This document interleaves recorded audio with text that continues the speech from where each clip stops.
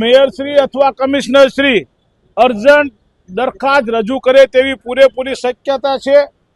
GPMC એક્ટની જોગવાઈ અનુસાર આ પ્રકરણ 2 માં કલમ L મુજબ પેટા નિયમ મુજબ કોઈ પણ અંદાજપત્રનું હોય કે ખાસ બોલાયેલ સામાન્ય સભા, આ 2 સભાઓમાં ક્યારે પણ જે દરખાસ્તો મૂકેલી છે એ સિવાયની અન્ય અર્જન્ટ દરખાસ્ત આવી શકે નહીં એવી કાયદેસરની જોગવાઈ છે।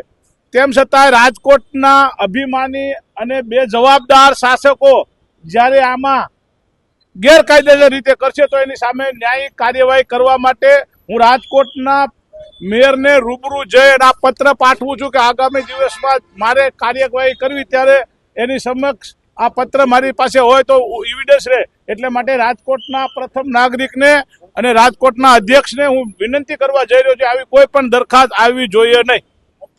જે દરખાસ્ત છે હાલ પૂરતી કોઈ મને પાકી માહિતી નથી, પરંતુ જાણવા મળ્યા મુજબ, પ્રેસના માધ્યમથી જાણવા મળ્યા મુજબ કોઈ બિલ્ડરોને ખટાવવા માટેની દરખાસ્ત છે એવું જાણવા મળ્યું છે।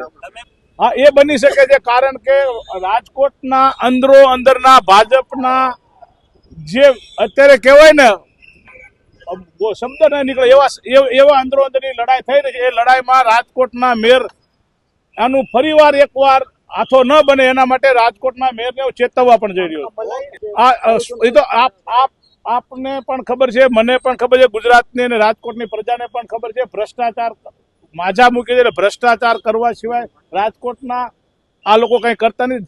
જાતા ચેરમેન સાહેબને કંઈક સૂજ્યું છે એટલે વળી પાછું નવું ઊભું કરી અને આ લાવ્યા છે। અને રાજકોટના બીજી એક તમને જાહેરાત કરી દઉં, આજથી તમે બધા પંચવટી સોસાયટી શેરી નંબર 2 બગીચાની બાજુમાં ચાલતું બાંધકામ, જે રાજકોટના સ્ટેન્ડિંગ કમિટીના ચેરમેનના બંગલાનું બાંધકામ છે, તમે જોવા જજો। આના એટીપી એના વોર્ડના 8 નંબર વોર્ડના એટીપીને પૂછજો। માર્જિનમાં બાંધકામ થઈ રહ્યું છે અને પોર્સમાં પણ બાંધકામ થઈ રહ્યું છે, જે ટાઉન પ્લાનિંગ એક્ટની વિરુદ્ધ છે। એ બાંધકામ પણ અટકાવવું જોઈએ। એના માટે અત્યારે રાજકોટના કોર્પોરેશનના કમિશનરને મેં પત્ર ઇનવર્ટ ફરિયાદનો કરાવ્યો છે। બેન ને ભાઈ બંને આપ જોવો છો એક જ છે, બહાર જે કરતા હોય તે, પરંતુ ગેરકાયદેસર બાંધકામો ગેરકાયદેસર મને ખબર નથી કોનું, મેં તમને સરનામું આપ્યું, મેં પોતે ત્યાંના કામ કરતા મજૂરને પૂછ્યું છે આ કોનો બંગલો છે, તો એને મને ચેરમેનનું નામ આપ્યું છે।